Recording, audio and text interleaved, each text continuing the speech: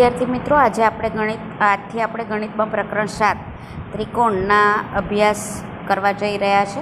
Last session જે આપણે હતું તે હતું રેખાઓ અને ખૂણાઓ, એના વિશે અભ્યાસ કર્યો. આશા રાખું છું તમને એમાં સમજ પડી હશે. તમે એમાં આવતા પ્રમેયોનું દ્રઢીકરણ કર્યું હશે, મોડે પણ કર્યા હશે, કારણ કે મેં તમને ત્યારે પણ કીધું હતું કે જે પ્રમેયો છે એ તો એક્ઝામમાં પૂછાય જ, બરાબર. એટલે પ્રમેય સરસ રીતે કરવાના, વ્યાખ્યાઓ કરવાની. એ જો કરો તો તમને આસાનીથી ભૂમિતિના જે પણ દાખલાઓ છે તે બહુ સરળતાથી તમને આવડી જાય. તો આજથી આપણે શરૂ કરવા જઈ રહ્યા છીએ ત્રિકોણ. ચાલો શરૂ કરીએ.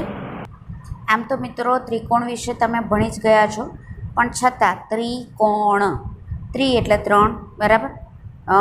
કોણ એટલે આમ જોવા જઈએ તો ખૂણા, ઓકે. તો ત્રિકોણ એટલે એટલે 3 બાજુ હોય, એની 3 ખૂણા હોય ને 3 શિરોબિંદુ હોય, તેને ત્રિકોણ કહેવાય. પણ હકીકતમાં વ્યાખ્યા શું છે મિત્રો? તમે રેખાખંડ વિશે તો ભણી જ ગયા છો લાસ્ટ સેશનમાં, બરાબર. હવે 3 રેખાખંડ એટલે ધારો કે એક રેખાખંડ AB, બીજો રેખાખંડ હું AC ને ત્રીજો રેખાખંડ BC લઉં, તો 3 રેખાખંડ જોડાવાથી બનતી બંધ આકૃતિ, આ બંધ આકૃતિ કહેવાય, ઓકે. તો એને ત્રિકોણ કહેવાય. તો ત્રિકોણ એટલે શું? 3 રેખાખંડથી બનતી બંધ આકૃતિ, એને ત્રિકોણ કહેવામાં આવે. ક્લિયર? આ ત્રિકોણની વ્યાખ્યા થઈ. તો હવે ત્રિકોણમાં શું થશે? તો 3 એટલે 3 બાજુ હશે. તો આની બાજુ કઈ કઈ થઈ? 3 રેખાખંડ કયા હતા જે જોડાવાથી ત્રિકોણ બન્યો? તો AB, BC અને AC, બરાબર, કે જેનાથી આ ત્રિકોણ બનતો હતો. એટલે 3 બાજુઓ AB, BC અને AC થઈ. 3 ખૂણાઓ, તો અહીંયા તમે જોઈ શકો છો, ખૂણો A, ખૂણો B અને ખૂણો C એમ પણ લખી શકો. અથવા તો ખૂણો A જે છે તેના માટે તમે લઈ શકો, એટલે કે કહી શકો BAC, બરાબર. પછી ABC અને ACB, એટલે A ખૂણો, B ખૂણો અને C ખૂણો, 3 ખૂણાઓ છે, બરાબર. 3 બાજુ થઈ. 3 શિરોબિંદુ તો કયા હતા? તો કે A, B અને C એ 3 શિરોબિંદુ હતા જે જોડાવાથી આ બંધ આકૃતિ રચાતી હતી. તો આમ 3 રેખાખંડના યોગગણને ત્રિકોણ કહેવાય, અથવા 3 રેખાખંડ જોડવાથી બનતી બંધ આકૃતિ એને ત્રિકોણ કહેવાય. ત્રિકોણમાં 3 બાજુ હોય, 3 ખૂણા હોય ને 3 શિરોબિંદુ હોય. તો મિત્રો આ નોંધમાં તમારે લખવાનું છે તમારી નોટબુકમાં. એક ઉદાહરણ પર જે મેં તમને આપ્યું છે તે જ આપ્યું છે કે અહીંયા એક ત્રિકોણની ફૂટપટ્ટીથી નાનકડી આકૃતિ દોરી લેજો. ત્રિકોણને દર્શાવવા માટે આ તમે જોઈ શકો છો, આ સંકેતનો ઉપયોગ થાય, બરાબર. એટલે ત્રિકોણ ABC તરીકે દર્શાવી શકાય, બોલાય ત્રિકોણ ABC. ત્રિકોણ ABCની 3 બાજુ કઈ થશે? AB, BC અને AC અથવા CA. તેના શિરોબિંદુ થશે A, B અને C, અને તેના 3 ખૂણા થશે, ખૂણો A, ખૂણો B અને ખૂણો C. સપોઝ તમને આપ્યું હોય કે બીજો ત્રિકોણ એક છે PQR, તો એમાં બાજુઓ કઈ થશે? PQ, QR અને PR, આ 3 બાજુ થશે. શિરોબિંદુ 3 કયા થશે? P, Q અને R. ખૂણા કયા થશે? ખૂણો P, ખૂણો Q અને ખૂણો R. ક્લિયર? તો આ રીતે આખા ત્રિકોણની રચના થાય છે. હવે આ તો થઈ ત્રિકોણની માહિતી જે તમે ઓલરેડી જાણતા હતા, બરાબર. હવે આપણે અહીં મતલબ કે 9મા ધોરણમાં તમે મોટા થઈ ગયા, હવે એક સ્ટેપ આગળ વધશે. એટલે એક સ્ટેપ આગળ વધશે તો અહીં તમે ત્રિકોણની કેટલીક એકરૂપતા માટેની શરતોની આમાં તમે સમજ મેળવશો. તો ત્રિકોણની એકરૂપતા એટલે શું, બરાબર. હવે થોડાક ઉદાહરણ તમને અહીં આપેલા છે કે તમારા એક જ માપના 2 ફોટાની નકલો સમાન હોય. માની લો તમારી પાસે 2 પાસપોર્ટ સાઇઝના ફોટા છે, બરાબર. તો લંબાઈ પહોળાઈ બંનેમાં સરખા છે ને તમારા જ છે. એક ઉપર એક મૂકશો તો શું થશે? એક સરખા લાગશે ને તમને. ધારો કે તમે બંગડી છે તો તમારી બંગડી તમે લો છો, બરાબર. બંગડીનો ઘણીવાર આપણે ઝુમખો પહેરતા હોઈએ છીએ, તો આપણા માપની હોય તો બધી બંગડી એક જ સરખી હોય ને, નાની મોટી ના હોય ને, બરાબર. એક જ બેંક દ્વારા આપવામાં આવતા 2 એટીએમ કાર્ડ પર સમાન આકારના હોય. એટલે ધારો કે તમે એક બેંકમાંથી 2 એટીએમ કાર્ડ તમારા લીધા, અથવા તમારો અને તમારા કોઈ ઘરના અન્ય વ્યક્તિનો તમે એટીએમ કાર્ડ લો છો, તો તે કેવો હશે? સરખો જ હોય લંબાઈ પહોળાઈમાં, બરાબર. એટલે એ બંને સરખા હશે. તો અહીં તમને કદાચ થોડી ઘણી એકરૂપ કોને, એકરૂપનો અર્થ જ થાય એક રૂપ, એટલે જેનું રૂપ સરખું છે તેવું. રૂપ મતલબ અહીં આપણે ભૌમિતિક વાતો કરી રહ્યા છે, તો રૂપ એટલે કયું આવશે? તેની લંબાઈ પહોળાઈ. મતલબ આપણે જાણીએ છીએ કોઈ પણ 2 પદાર્થ હોય તો તેના કાં 2 પરિમાણ હોય, અથવા 3 પરિમાણ હોય, અથવા 1 પરિમાણ હોય. જેમ કે આપણે કહીએ કે ભાઈ ચતુષ્કોણ, તો ચતુષ્કોણના કેટલા પરિમાણ થશે? તો કે 2 પરિમાણ થશે, લંબાઈ અને પહોળાઈ. ક્લિયર? તેવી જ રીતે તમે રેખાખંડ કહો તો 1 જ પરિમાણ થશે, તેની લંબાઈ.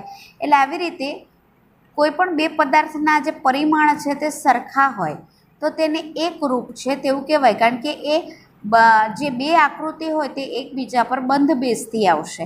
થોડા વધુ ઉદાહરણ લઈએ એટલે તમને ખબર પડશે. જો મિત્રો, હું તમને એમ કહું છું, તમે અને તમારી 2 ફ્રેન્ડ છે, મારી પાસે આવો છો, બરાબર. હવે હું તમને કહું છું, ચાલ દીકરા તારી નોટબુકમાં 4 સેન્ટીમીટરનો એક પરિકર દોર, એક વર્તુળ દોર. એટલે તમે શું કરશો કે તમારું પરિકર એ 4 સેન્ટીમીટરનું ફૂટપટ્ટીથી કરશો, પછી તમે આવી રીતે વર્તુળ દોરશો, બરાબર. પછી હું તને કહું છું, ચાલ દીકરા એને કાતરથી કાપી નાખ. તમારી ફ્રેન્ડને બી એમ જ કહું છું કે તું પણ 4 સેન્ટીમીટરનું દોર, અને તમારી બીજી ફ્રેન્ડને પણ કહું છું કે તું પણ 4 સેન્ટીમીટરનું દોર, અને બંનેને કાપી નાખવા પણ કહી દઉં છું. પછી તમારા 3 પાસેથી હું આ વર્તુળ લઈ લઉં છું, તો અને વર્તુળ એકબીજા પર મૂકી દઉં છું, તો કેવા થશે? સરખા થશે. સરખા થશે એટલે શું થશે? એકરૂપ થશે. એક નાનું મોટું એવું નહીં થશે. કેમ? કારણ કે મેં દરેકને ત્રિજ્યા કેવી કીધી છે? 4 કીધી છે, બરાબર. એટલે દરેક વર્તુળની ત્રિજ્યા કેવી છે? સમાન છે. માટે આ વર્તુળ પણ કેવા રહેશે? સમાન રહેશે. ત્યાર પછી એવી જ રીતે હું કહું છું તમારી 3 ફ્રેન્ડને કે ચાલ દીકરા આપણે લંબચોરસ કાપવાના છે, તો લંબચોરસમાં હું કહું છું કે આ જે લંબાઈ છે એ તમે બધા જ 6 સેન્ટીમીટરની લો, બરાબર. અને જે પહોળાઈ છે તે 3 સેન્ટીમીટરની લો. એટલે તમે આ રીતે લંબચોરસ દોરો છો, બરાબર. આ બાજુ 3, આ બાજુ 3, આ 6 અને 6 બધા દોરો છો, કારણ કે બધાનું માપ સરખું છે. પછી હું કહું છું કાતરથી કાપી નાખો, બરાબર. ભલે ને રંગ અલગ અલગ હોય. પછી એ 3 લંબચોરસને એકબીજા ઉપર મૂકું છું, તો કેવું થશે? સરખા થશે. સરખા થશે એટલે શું થશે? એકરૂપ થશે, બરાબર. કેમ? કારણ કે તેની જે લંબાઈ પહોળાઈ, એટલે અહીંયા પરિમાણ થયું, અહીંયા ત્રિજ્યા એ પરિમાણ થયું, બરાબર. તે સરખું છે. એટલે જો જે પણ ભૌમિતિક આકૃતિ, જેમ કે વર્તુળ માટે ત્રિજ્યા સરખી હોય તો પરિઘ સરખો થવાનો, એનું પરિમાણ થયું. તેવી રીતે તમે લંબચોરસ લો છો તો લંબાઈ પહોળાઈ તેનું પરિમાણ થશે. એટલે જો પરિમાણ સરખું લો છો તો જે આકૃતિઓ છે તે આકૃતિ સરખી થશે. તો એવી આકૃતિ એકરૂપ આકૃતિ કહેવાય. ક્લિયર મિત્રો? ખાલી ચોરસ લંબચોરસ નહીં મિત્રો, તમે કોઈ પણ ભૌમિતિક આકૃતિ તમે લો ને તો એને તમે એકરૂપ ઘડી શકો. જેમ કે આ પંચકોણ છે. પંચકોણ એટલે 5 બાજુ. ઓકે, તો એક સરખી 5 બાજુના તમે 2 પંચકોણ કાપો, એકરૂપ થશે. તેવી રીતે આ સમાંતર બાજુ ચતુષ્કોણ છે, તો એની પણ તમે લંબાઈ પહોળાઈ સરખી કાપશો એટલે એક સરખા થશે. આ ષટકોણ છે. ષટકોણ એટલે 6 બાજુવાળો. તો આજે બધી જે પણ બાજુઓ લો છો, તમે જે લો છો એ તમારું મિત્ર પણ લે છે, તો આ બંને આકૃતિ કેવી થશે? એકરૂપ. એટલે એકરૂપના અન્ય ઉદાહરણો થયા. મિત્રો, તમારી સાથે 4 બેનપણીઓને એમ કહું છું કે ચાલો આ ચોરસ છે, બરાબર.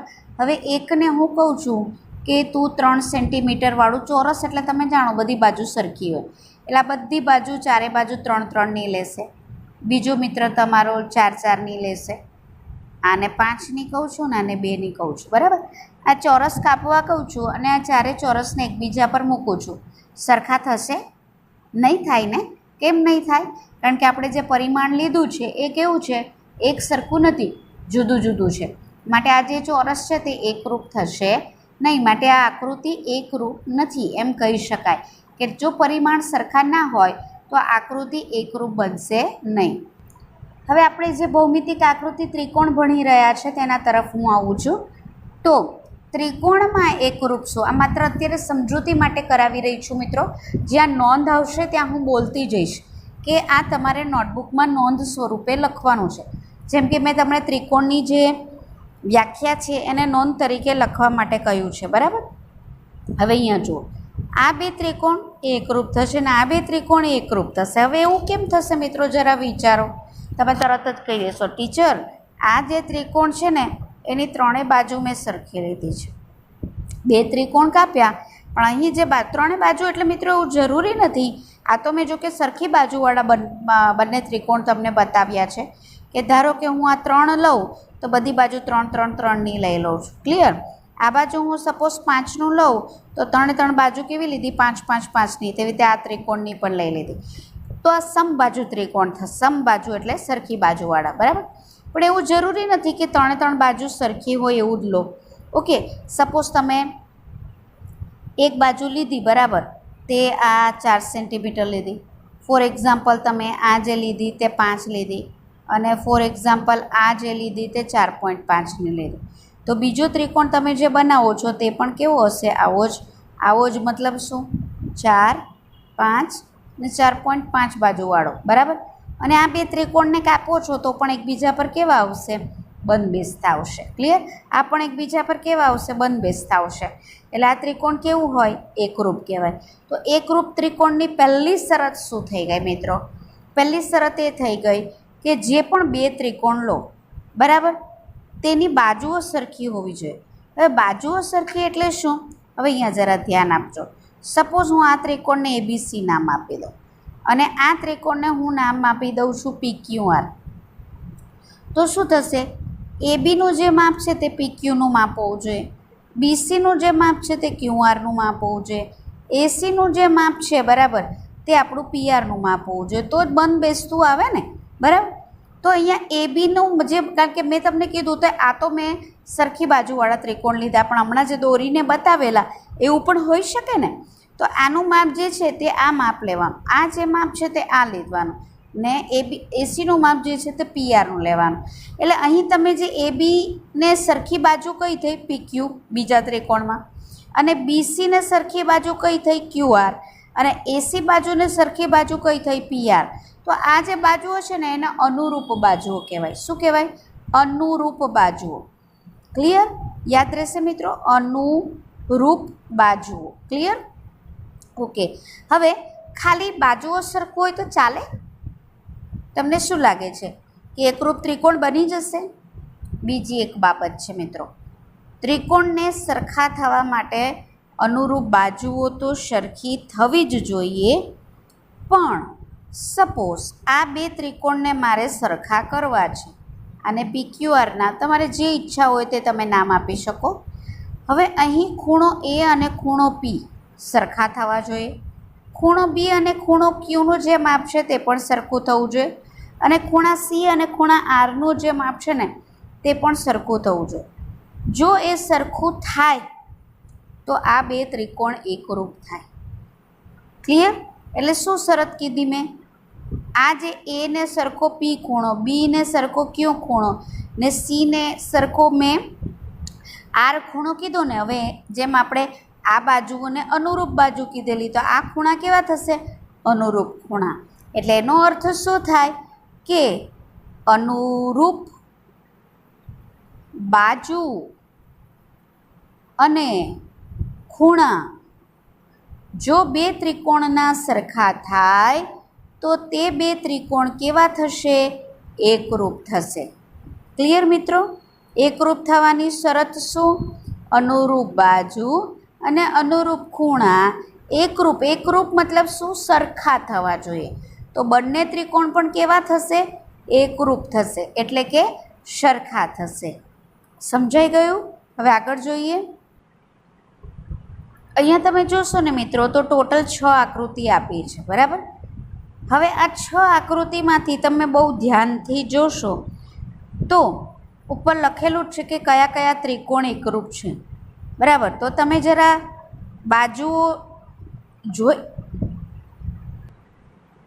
બાજુઓ જરા ધ્યાનથી જોશો, બરાબર. તો અહીં 3.6 3.6 3.6 3.6 સરખું આવે છે 2.4 2.4 2.4 2.4 ને 2.4 અરે 2.4 નથી 3.6 નથી બરાબર. ત્યાર પછી 1.2 1.2 1.2 1.2 અરે 1.2 નથી 2.2 છે. એનો અર્થ એમ થયો કે આ ત્રિકોણ એક એવો છે કે જે અન્ય ત્રિકોણની બાજુઓના માપ સાથે એકરૂપતા ધરાવતો નથી. મતલબ એની બાજુઓ અન્ય ત્રિકોણની બાજુઓના જે માપ છે એના જેવા માપ નથી. માટે જે ત્રિકોણ આપેલો છે અહીંયા HVP આ ત્રિકોણોને એકરૂપ નથી. સમજાઈ ગયું? જો મિત્રો આકૃતિ તમને એકરૂપ ત્રિકોણની આવી બતાવેલી છે. ટોટલ 4 આકૃતિ, એટલે હવે તમને સમજાઈ જશે કે એવું કંઈ જરૂરી નથી કે બાજુઓના માપ સરખા જ હોય. જેમ કે અહીંયા 3 છે, આ કાટકોણ ત્રિકોણ છે બરાબર છે, એટલે તમને બાજુના માપ પણ કહેતી જાઉં છું. આ કાટકોણ ત્રિકોણ છે, અહીંયા બંને બાજુનું માપ 3 3 છે બરાબર, અહીંયા 4 4, એટલે અનુરૂપ બાજુઓ તમને સમજાઈ ગઈ હશે. અને આ 5 અને 5 કર્ણ સરખા છે એટલે આ અનુરૂપ બાજુ છે. ખૂણામાં તમે જોશો આ 40 તો આ 40 એટલે આ અનુરૂપ ખૂણો થયો, 90 તો 90 આ બે ખૂણા અનુરૂપ થયા, અને 50 તો 50. ક્લિયર? ને ત્રિકોણના ત્રણેય ખૂણાના માપનો સરવાળો તો લાસ્ટ સેશનમાં એટલે કે તમે 6થા પ્રકરણમાં ભણી જ ગયા છો 180 થાય. ખબર છે ને તમને? યાદ હશે તમને. ત્યાર પછી હવે તમે અહીંયા જોઈ શકો છો આ 3.6 તો 3.6, 2.4 2.4, 1.2 1.2 આ સરખા છે. અનુરૂપ ખૂણા તમે જોઈ શકો છો આ સરખા છે. તેવી જ રીતે અહીંયા પણ તમને આપેલું છે બરાબર. તો આ એકરૂપ ત્રિકોણની આકૃતિ છે. પણ હવે આના પરથી આપણને શું સાબિત થાય કે હવે ધારો કે હું તમને પૂછું કે છોકરાઓ કોઈ પણ ત્રિકોણ એકરૂપ છે એવું સાબિત તમારે કરવું છે, તો તમે શું સાબિત કરશો? તમે તરત જ કહી દેશો ટીચર અનુરૂપ બાજુઓ એકરૂપ અને અનુરૂપ ખૂણા એકરૂપ. તો ત્રિકોણની કેટલી બાજુ હોય? 3. ત્રિકોણના કેટલા ખૂણા હોય? 3.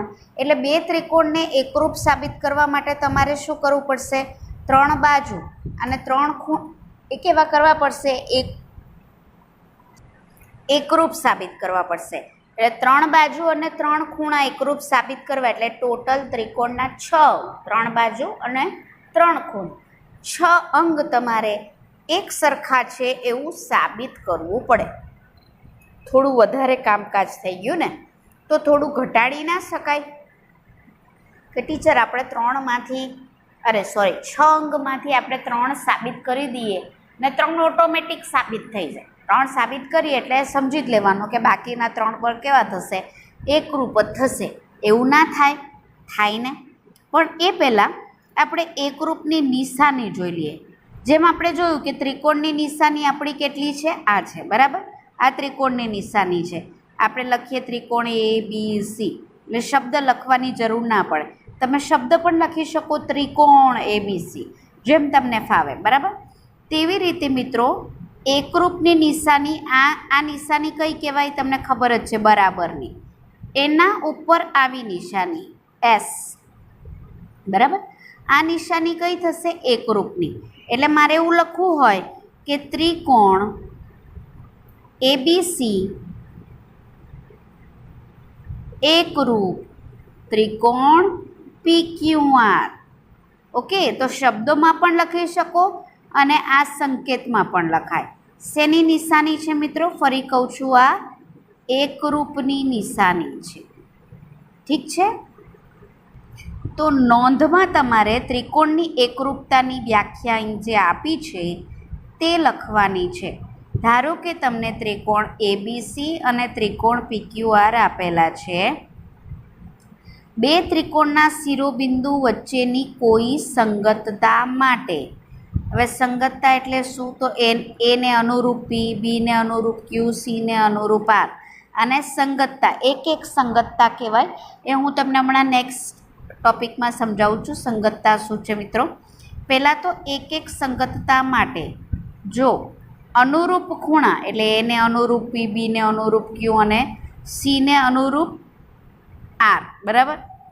ખૂણા અને બાજુઓ તમને ખબર છે, AB ને અનુરૂપ PQ, BC ને અનુરૂપ QR, AC ને અનુરૂપ PR જો એકરૂપ હોય તો તે સંગતતા એકરૂપતા કહેવાય. હવે મિત્રો સંગતતાની જરા સમજૂતી મેળવી લઈએ. આમ તો તમે જાણો જ છો. હવે સંગતતા એટલે શું કે ધારો કે તમે ત્રિકોણ એબીસી આપ્યો છે અને ત્રિકોણ પીક્યુઆર આપ્યો છે, તો એવું જ બને હંમેશા કે એનું જે માપ છે માની લો કે 40 છે, બરાબર, તો એને અનુરૂપ ખૂણો પી જ હોય એવું બને? આ પી જ અનુરૂપ હોય એવું બને? બરાબર, તમે હમણાં પહેલાં જવાબ આપી દેશો હા એવું બને. પણ એવું ના બને કે એને એકરૂપ પી ખૂણો નહીં હોતા ક્યુ ખૂણો હોય. એટલે પીનું માપ 40 નહીં હોય ને ક્યુનું માપ 40 હોય તો મારે અહીંયા ક્યુ લખવો પડે. એવું થાય કે નહીં થાય? થાય ને, બરાબર. તો એવું બને કે પી ને ક્યુ ના હોય ને અહીંયા આર હોય, તો એવું બને કે અહીંયા હું આર લખું ને આ બે સરખા થાય, એવું બને ને, બરાબર. તો એવી કેટલી શક્યતા છે તો તે જુઓ. સપોઝ પહેલી શક્યતા કે ધારો કે ત્રિકોણ એબીસી આપ્યો છે, બરાબર, તો એને એકરૂપ ખૂણો પી હોય, બીને એકરૂપ ખૂણો ક્યુ હોય ને સીને એકરૂપ ખૂણો એ હોય, તે છે આર. એક પોસિબિલિટી આ છે, બરાબર. બીજી કઈ છે? બીજી શક્યતા એવી છે કે ત્રિકોણ એ બી સી તમને આપ્યો હોય તો એને એકરૂપ તો પી જ છે, પણ બીને એકરૂપ અહીંયા જે ક્યુ હતો એના બદલે આર થઈ ગયો અને સીને એકરૂપ થઈ ગયો ક્યુ. આવું બને ને? તો શું થશે? ત્રિકોણ એબીસીને એકરૂપ કયો ખૂણો થશે? પી ક્યુ આર.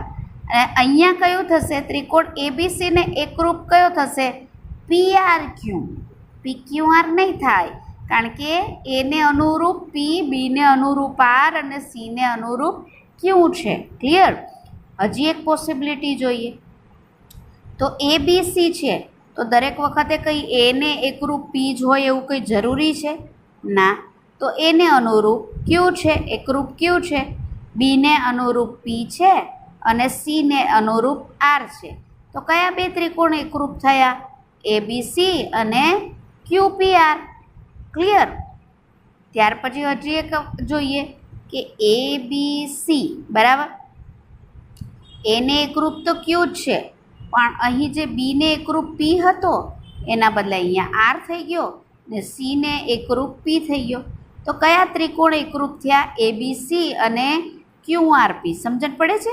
એટલે હું તમને આ શક્યતા બતાવી રહી છું કે બે ત્રિકોણમાં કેટલી શક્યતા છે આવી રીતે એકરૂપ થવાની. હજી જુઓ મિત્રો, આ એ, આ બી અને આ સી, બરાબર.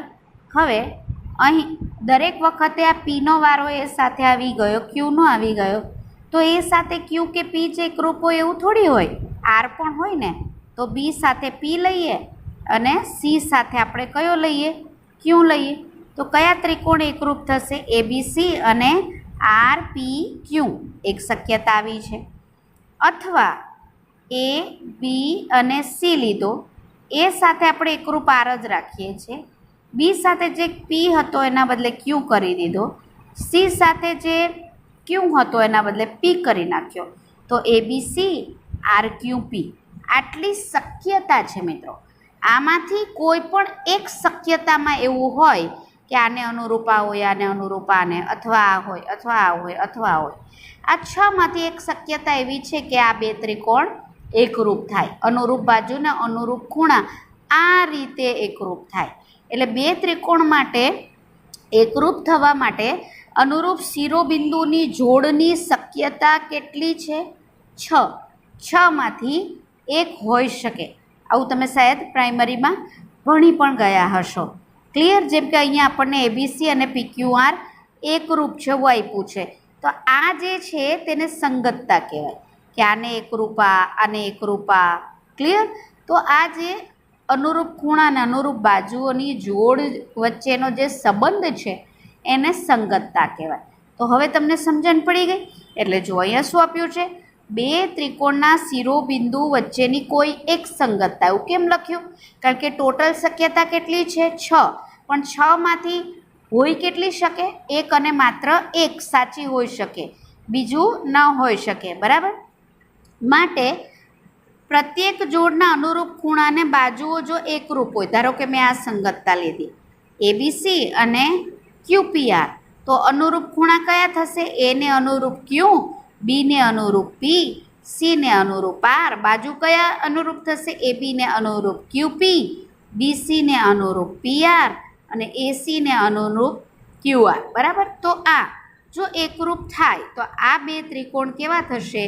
એકરૂપ થશે. બરાબર. એટલે આશા રાખું છું મિત્રો આ જરા 2-3 વાર સાંભળજો એટલે તમને ખબર પડી જાય. ક્લિયર કે કેવી રીતે આ સંગતતા એકરૂપતા હોઈ શકે.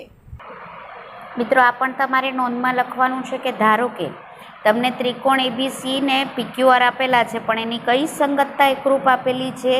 6 હતી ને, 6માંથી કઈ આપી છે? એબીસી અને પીક્યુઆર. તો એકરૂપ શું થશે? એ ને એકરૂપ પી. બરાબર. અનુરૂપ ખૂણાની જોડ આ થશે. આ એકરૂપની નિશાની છે, મેં તમને કીધું. બી ને અનુરૂપ શું છે? અહીંયા ક્યુ, એટલે બી ને અનુરૂપ ખૂણો ક્યુ એકરૂપ થશે.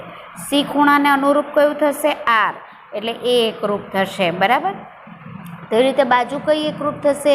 એ બી બાજુને એકરૂપ પી ક્યુ, બીસી બાજુને એકરૂપ ક્યુ આર. બરાબર. અને એસી બાજુને એકરૂપ પી આર, એ એકરૂપ થશે. ઓકે.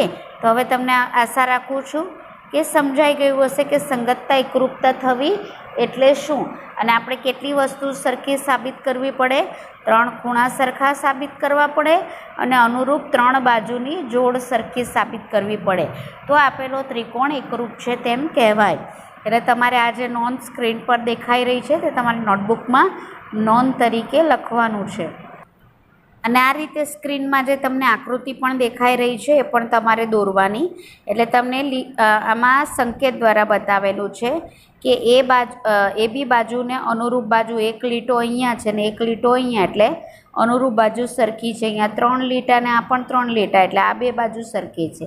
ક્લિયર. એટલે આ સંકેતમાં કેવી રીતે બતાવી શકાય? જેમ કે આ ખૂણાને આમ ટપકા દ્વારા બતાવ્યું છે, તો આ અનુરૂપ ખૂણાઓની જોડ થઈને તે સરખી છે. આ ચોકડી દ્વારા દર્શાવ્યું એટલે એ અનુરૂપ બાજુની ખૂણાની જોડ છે ને તે સરખી છે. ક્લિયર. એટલે આકૃતિ આ જ રીતે બેઠી દોરજો જ્યારે તમે આ નોંધ લખો ત્યારે. અહીંયા જે સ્ક્રીન પર છે મિત્રો તે તમારે મતલબ આ નથી લખવાનું. ત્રિકોણ વચ્ચેની સંગતતા સંકેતમાં દર્શાવવા માટે ત્રિકોણના શિરોબિંદુની સંગતતા યોગ્ય રીતે દર્શાવવી જરૂરી છે. મતલબ શું મિત્રો કે આપણે સંગતતા માટે 6 શક્યતા જોઈ. બરાબર. હવે તમારી એબીસી ત્રિકોણ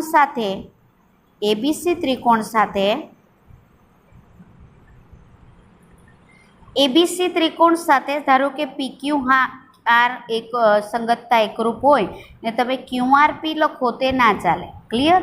તેવી જ રીતે ધારો કે એબીસી સાથે સંગતતા આર પી અને ક્યુ હોય અને તમે પીક્યુઆર લખો તો ના ચાલે. એટલે એને યોગ્ય રીતે, એટલે અનુરૂપ ખૂણાઓ અને બાજુની જોડ છે તે તમારે વ્યવસ્થિત દર્શાવવી જરૂરી છે, એમ આ વિધાન કહેવામાં આવે છે. હા, અહીંથી જે છે તે તમારે નોંધમાં લખવાનું છે આટલું કે એકરૂપ ત્રિકોણના અનુરૂપ અંગો જે સમાન હોય એને ટૂંકમાં શું કહેવાય? સીપીસીટી. યાદ રાખજો મિત્રો. જે પણ આપણે જે અનુરૂપ બાજુઓની જોડ હમણાં પીક્યુઆરને અનુરૂપ બતાવ્યું ને એકરૂપ આગલી સ્લાઇડમાં, તો એને ટૂંકમાં શું કહેવાય? સીપીસીટી. ગુજરાતીમાં એને કહેવાય અનુરૂપ. જો ઇંગ્લિશમાં પહેલાં કહી દઉં પછી એનું ગુજરાતી શું થાય?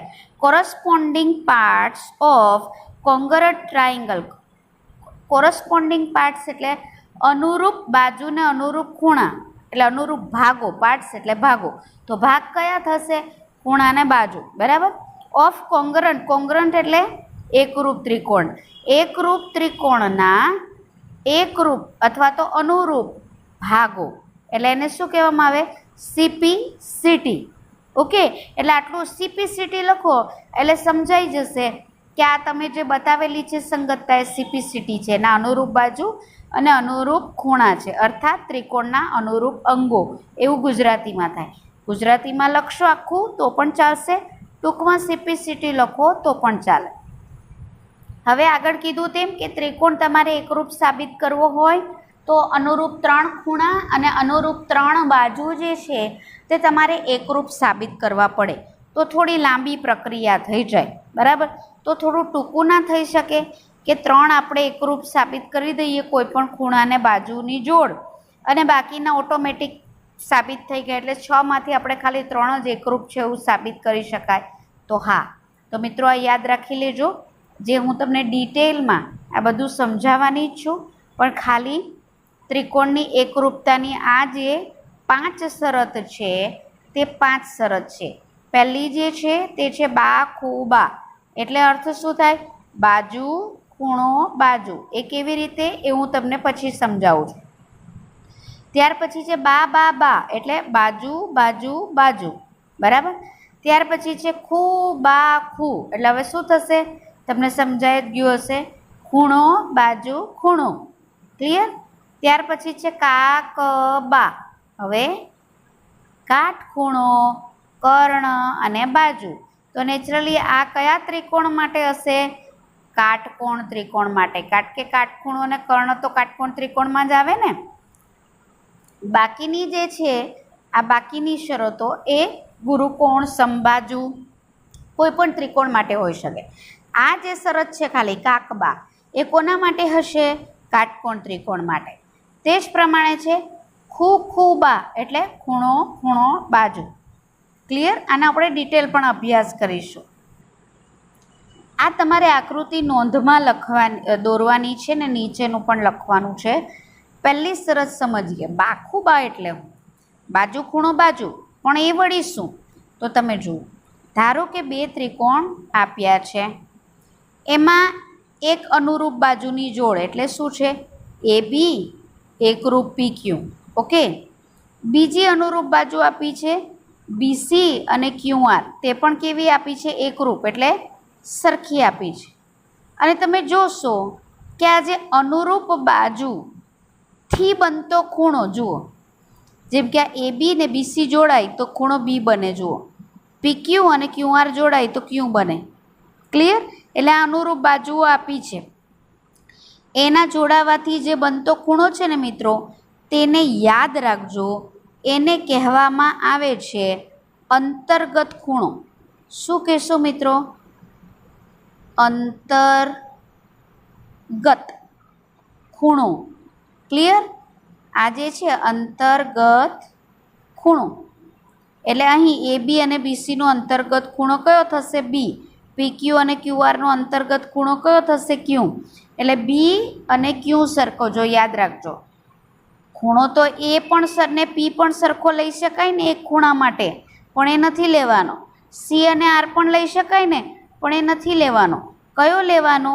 જે 2 બાજુ તમે એકરૂપ સાબિત કરી છે, એટલે આને આ એકરૂપ, આને આ એકરૂપ, એનો અંતર્ગત ખૂણો જો એકરૂપ હોય તો બા ખૂ બા.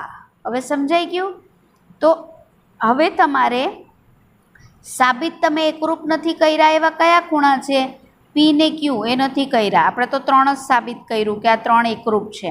C અને R પણ આપણે એકરૂપ સાબિત નથી કર્યા. AC અને PR પણ એકરૂપ છે એવું સાબિત નથી કર્યું. છતાં પણ આ 2 ત્રિકોણ એકરૂપ છે તેવું ઓટોમેટિક સાબિત થઈ જશે. ક્લિયર? હવે સપોઝ એવું કંઈ જરૂરી નથી કે આ 2 બાજુ જ લેવાનું.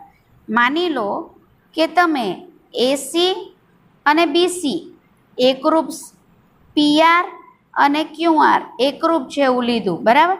એટલે AC ને એકરૂપ PR અને BC ને એકરૂપ તમે શું લીધું? QR. તો હવે ખૂણો કયો લેશો? A લેશો, B લેશો? ના, અંતર્ગત ખૂણો કયો થશે? C. તે તમારે લેવાનું. ક્લિયર? તો બા ખૂ બા. સમજાઈ ગયું?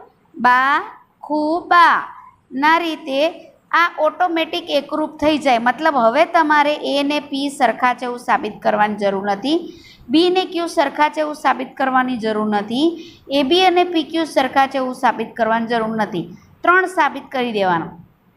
તેવી રીતે સપોઝ તમે લીધું AB અને PQ સરખા છે, AC અને PR સરખા છે, તો અંતર્ગત આ 2નો ખૂણો કયો થશે? A અને P સરખા લેવાના. એટલે બા ખૂ બા, બા ખૂ બા. પ્રમેય પ્રમાણે તે સરખું થશે. સોરી, પ્રમેયને પૂર્વધારણા પ્રમાણે. તો ચાલો એ પૂર્વધારણા લખાણમાં જોઈ લઈએ. મિત્રો ફરી કહું છું, આકૃતિ તમારે આ જે બતાવેલી છે તે દોરવાની છે, નીચે જે લખેલું છે તે લખવાનું છે તમારી નોંધમાં. તો પહેલી પૂર્વધારણા છે પૂર્વધારણા 7.1. પૂર્વધારણા તમે જાણો જ છો, જેને સાબિત કરવાની જરૂર નથી પડતી તેને પૂર્વધારણા કહેવાય.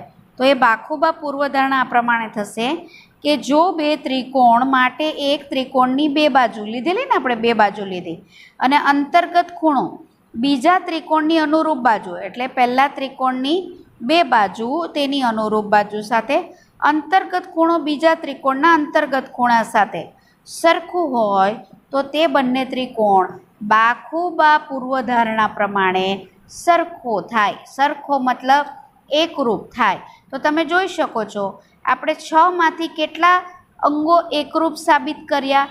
બે બાજુ અને અંતર્ગત ખૂણો. ક્લિયર? એટલે ઓછી થઈ ગઈ ને આપણી મહેનત.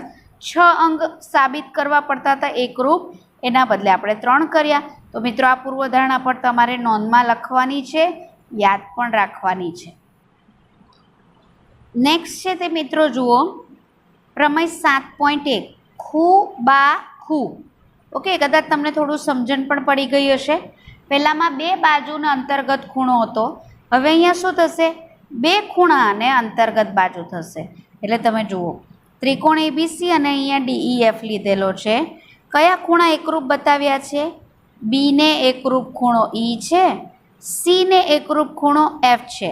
તો જુઓ બી ખૂણા અને સી ખૂણાની અંતર્ગત બાજુ, અંતર્ગત એટલે એ બે ખૂણા વચ્ચે આવતી બાજુ તમને અહીં કઈ દેખાય છે? આ રહી BC દેખાય છે ને, અને અહીંયા કઈ બાજુ દેખાય છે? EF દેખાય છે ને. તો આ બી અને સી ખૂણાની અંતર્ગત બાજુ થશે, આ E અને F ખૂણાની અંતર્ગત બાજુ થશે. એટલે જો બે ખૂણા તેના અનુરૂપ બીજા ત્રિકોણના અનુરૂપ ખૂણા સાથે એકરૂપ હોય અને બે ખૂણાની અંતર્ગત બાજુ બીજા ખૂણાની અંતર્ગત બાજુ સાથે એકરૂપ હોય તો ખૂ બા ખૂ પ્રમેય પ્રમાણે બંને ત્રિકોણ કેવા થશે? એકરૂપ થશે. સમજાઈ ગયું મિત્રો? તે રીતે બીજું આમાં લેવું હોય તો સપોઝ સી ખૂણો અને એ ખૂણો લીધો, આ રહ્યો. તેવી રીતે એને એકરૂપ ખૂણો કયો લીધો? ડી, ને સીને એકરૂપ કયો લીધો? એફ. તો બાજુ હવે કઈ લેશો? એ બીસી લેશો? ના, આ બે ખૂણાનીથી બનતી બાજુ એટલે કઈ? એસી અને DF એકરૂપ લેવી પડે. ક્લિયર? તેવી રીતે સપોઝ તમે એ અને ડી લીધો અને બી અને ઈ એકરૂપ છે તેવું લીધું, તો હવે અંતર્ગત કઈ બાજુ આવશે? એ બી અને DE એકરૂપ છે તેવું કહેવાય. ક્લિયર? તો હવે પ્રમેય આપણો કયો છે? આ નોંધમાં લખવાનું છે મિત્રો. એક ત્રિકોણના બે ખૂણા અને અંતર્ગત બાજુ, બે ખૂણા બરાબર અને અંતર્ગત બાજુ બીજા ત્રિકોણના અનુરૂપ ખૂણા અને અંતર્ગત બાજુ સમાન હોય તો આ બે ત્રિકોણ કેવા? એટલે અહીંયા ABC અને DEF કેવા છે? એકરૂપ. મિત્રો અહીંયા એકરૂપ કહી દીધા અને ખૂબાખૂ પ્રમાણે, એટલે એ ને ડી ઓટોમેટિક એકરૂપ થઈ જશે, AB અને DE એકરૂપ થઈ જ જશે અને AC અને DF પણ કેવા થશે? એકરૂપ. તો આપણે કેટલા અંગ એકરૂપ સાબિત કર્યા? ખાલી 6માંથી 3. ક્લિયર? હવે આ પ્રમેય આપણે સાબિતી સાથે લેવાનો છે, એટલે સાબિતી તમારે એક્ઝામમાં યાદ પણ કરવાની છે ને સાબિતી તમને જે આપેલી છે હવે પછીની સ્લાઇડમાં એની સાબિતી આવે છે. એટલે અહીંથી તમારે આ બધું આકૃતિ તો દોરી જ દીધી છે, આ બધું તમારે હવેથી નોંધમાં લખવાનું છે. હવે જુઓ શું આપ્યું છે આપણને? તો બે ત્રિકોણ ABC અને DEF આપેલા છે. બીજું એમાં શું આપ્યું છે કે બી અને E સરખા છે એટલે કે એકરૂપ છે. ત્યાર પછી સી અને એફ એ પણ કેવા છે? એકરૂપ છે. અને BC અને EFના માપ પણ સરખા છે એટલે કે એકરૂપ છે. ને આપણે શું સાબિત કરવાનું છે? આ આખો ત્રિકોણ એકરૂપ છે તેવું સાબિત કરવાનું છે. તો ચાલો કરીએ. આખું લખી કાઢવાનું નોંધમાં. આકૃતિ દોરેલી છે, આ જે આવે છે તે પણ તમારે લખવાના છે. ઓકે, તો હવે આપણે સાબિતીમાં જોઈએ કે હવે 3 શક્યતા છે કે AB અને CD, AB અને CD નહીં, AB ને અનુરૂપ DE આપણે લીધેલું છે. બરાબર? હવે એના માટે 3 શક્યતા છે મિત્રો. પહેલાં તો ABનું માપ DE જેટલું હોય, ABનું માપ DE કરતાં નાનું હોય અથવા એ બીનું માપ એ ડીઈ કરતાં મોટું હોય. આવી 3 શક્યતા રહેલી છે ને, બરાબર. પણ એમાંથી આપણે પહેલી શક્યતા ધારીએ કે ધારો કે એ બી અને ડીઈનું માપ કેવું છે? સરખું છે. આપણે શું ધાર્યું? આપણે તો સરખા સાબિત કરવાના છે ને. બીસી અને ઈએફ આપણને તો ઓલરેડી સરખા છે એવું કહી જ દીધું. બી અને ઈ સરખા છે ને સી અને એફ સરખા છે એવું આપણને એ લોકોએ એટલે બુકવાળાએ આપી જ દીધું છે. પણ આપણે ધાર્યું શું? આપણે બે આ ત્રિકોણને એકરૂપ સાબિત કરવાના છે ને, એમાં આપણે શું ધાર્યું? આપણે એમ ધાર્યું કે આ જે એ બીનું માપ છે અને ડીઈનું માપ છે કેવું છે? સરખું છે એવું ધારી લીધું. માની લો કે સરખું છે. અને આપણને શું આપેલું છે? બી ખૂણો અને ઈ ખૂણો કેવો આપ્યો છે? સરખો આપેલો છે. આપ્યું હોય ને એને પક્ષ કહેવાય. ક્લિયર? તમને ખબર જ હશે. અને આ ઉપરાંત બીસી અને ઈએફ પણ કેવા આપેલા છે? આ પણ પક્ષમાં કેવા આપ્યા છે? સરખા આપેલા છે, આપી દીધા છે. તો તમે જોશો બાખુબા, બરાબર. બાખુબા પ્રમાણે ઓટોમેટિક આ ત્રિકોણ કેવા થઈ જાય? સરખા થઈ જાય. સાબિત થઈ ગયું એકરૂપ. પણ હજી આ જે સાબિત કરવું એ તો બહુ સહેલું હતું, બરાબર. તો હવે આપણે શું કરીએ છીએ? બીજો વિકલ્પ લઈએ છીએ કે એ બી અને ડીઈ જે સરખા હતા, અહીંયા સીડીના બદલે આપણે યાદ રાખજો મિત્રો, સીડી નથી લેવાનું. આ જે આપણું છે પ્રિન્ટિંગ મિસ્ટેક થઈ ગઈ છે. ડીઈ લેવાનું છે કે ધારો કે એ બી એ ડીઈ કરતાં મોટું છે. માની લો એ બીનું માપ જે છે તે ડીઈ કરતાં મોટું છે. તો હવે આપણે એ બી પર તો અસંખ્ય બિંદુ હોય ને, કારણ કે આપણે ભણી ગયા રેખાખંડ પર અસંખ્ય બિંદુ હોય.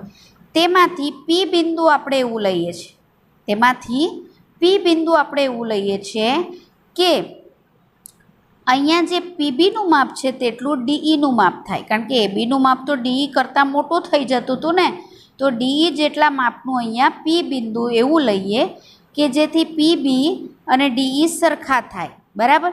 તો હવે શું થશે? અહીંયા બીજો ત્રિકોણ બને છે, જુઓ, પીબીસી. ક્લિયર? ને ડીઈએફ, બરાબર.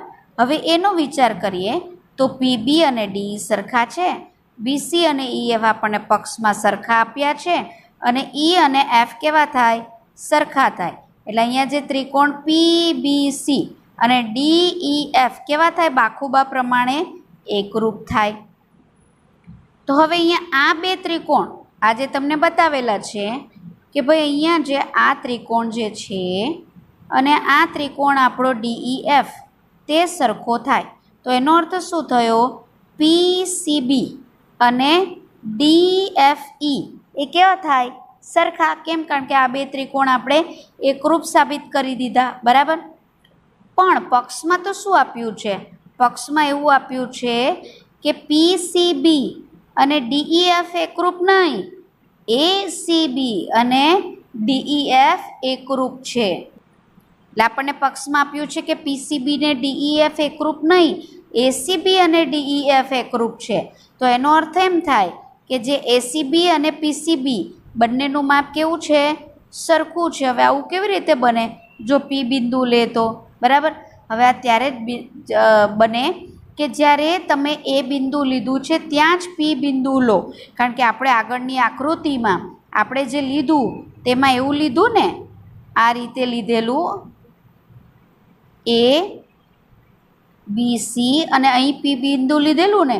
પી બિંદુ લો તો આ સી ખૂણાના તો ભાગ પડી જાય છે, બરાબર. તે તો નહીં પડવા જોઈએ ને, કારણ કે આપણને તો ડીઈએફ અને એસીબી સરખું આપ્યું છે ને પી બિંદુ અહીંયા લઈએ છીએ તો ભાગ પડી જાય છે. ભાગ નહીં પડવા જોઈએ. તો જ્યાં એ બિંદુ છે ત્યાં પી બિંદુ લો ને તો જ આવું બને, બરાબર. જેમ કે આ લીધું મેં, આ એ બિંદુ છે, એ બિંદુના જ બે નામ આપવા પડે, એ ને પી. જેમ તમારા ઘરમાં પેટ નેમ હોય ને તેવી રીતે. તો જ એસીબી કહો કે આને પીસીબી કહો, સરખું જ થાય, બરાબર છે. જેમ કે તમને ઘરમાં જે પેટ નેમથી બોલાવતા હોય તે નામ કે તમારું જે સ્કૂલમાં નામ બોલે છે તે કહો, સરખું જ કહેવાય, બરાબર. એટલે પી અને એ બિંદુ અલગ અલગ નહીં, સરખા છે, બરાબર. તો એનો અર્થ એમ થાય કે ધારો કે આ તમને ડીઈએફ આવેલું ને આકૃતિમાં, તો એનો અર્થ એમ થાય કે તમે જે બી એ કહો છો એટલે કે એ બી કહો છો, બરાબર, એ જ તમારું એડી છે. એટલે બંનેના માપ સરખા છે, અલગ નથી. તમે પીબી કહો કે ઈડી કહો, સોરી, તમે એબી કહો કે પીબી કહો, આ એક જ બાજુના માપ છે. એટલે એબી અને ઈડી એ નાના મોટા નથી, પણ સરખા છે. સરખા છે તો બાખુબા પૂર્વધારણા પ્રમાણે કેવું થાય, આ બંને ત્રિકોણ સરખા થાય. જે પહેલું જ જે તમને વિકલ્પ હતો એમાં મેં તમને કહી દીધેલું, બરાબર. તો આમ બંને ત્રિકોણ એકરૂપ છે. મિત્રો આ જ રીતે ત્રીજો વિકલ્પ પણ લઈ શકાય કે ત્રીજા વિકલ્પમાં શું છે કે એબી એ અહીંયા સીડી, ફરી પાછું પ્રિન્ટિંગ ભૂલ છે મિત્રો, ડીઈ લેજો, બરાબર. આ જે છે તે સીડીના બદલે ડીઈ.